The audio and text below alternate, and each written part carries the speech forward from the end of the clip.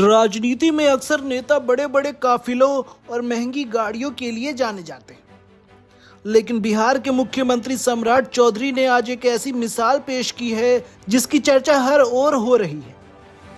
प्रधानमंत्री नरेंद्र मोदी की अपील को जमीन पर उतारते हुए मुख्यमंत्री आज अपने आवास से पैदल ही सचिवालय पहुंचे। जब देश में पेट्रोल और डीजल की कीमतें आसमान छू रही है, तो बिहार के मुखिया का ये पैदल मार्च आम आदमी के लिए एक बड़ी सीख है। आखिर सम्राट चौधरी की इस ईंधन बचाओ मुहिम के पीछे का क्या है पूरा मास्टर प्लान? शुक्रवार की सुबह पटना की सड़कों पर एक अलग ही नजारा था। गाड़ियों के सायरन और लंबे काफिले की जगह बिहार के मुख्यमंत्री सम्राट चौधरी पैदल चलते नजर आए। लोक सेवक आवास से सचिवालय तक की ये दूरी भले ही कम हो, लेकिन इसका संदेश बहुत बड़ा है। मुख्यमंत्री ने साफ कर दिया है कि पेट्रोल डीजल की खपत कम करना अब समय की मांग है। उन्होंने जनप्रतिनिधियों और आम लोगों से अपील की है कि वे सार्वजनिक परिवहन यानी बस, ऑटो और रिक्शा का अधिक से अधिक इस्तेमाल करें। मुख्यमंत्री ने केवल पैदल चलकर ही नहीं, बल्कि नीतिगत फैसलों से भी इस मुहिम को मजबूत किया है। अब मुख्यमंत्री के काफिले में गाड़ियों की संख्या कम कर दी गई है।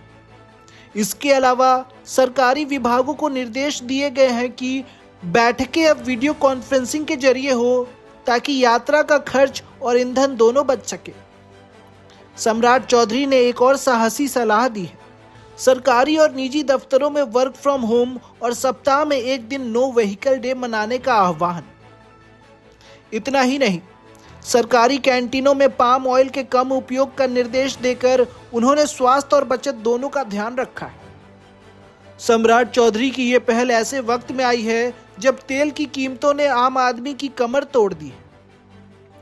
केंद्र सरकार द्वारा शुक्रवार को पेट्रोल डीजल के दामों में 3-3 रुपए की बढ़ोतरी के बाद राजधानी दिल्ली में पेट्रोल 97.77 रुपए और मुंबई में 106.68 रुपए प्रति लीटर तक पहुंच गया। कोलकाता और चेन्नई में भी स्थिति वैसी ही है।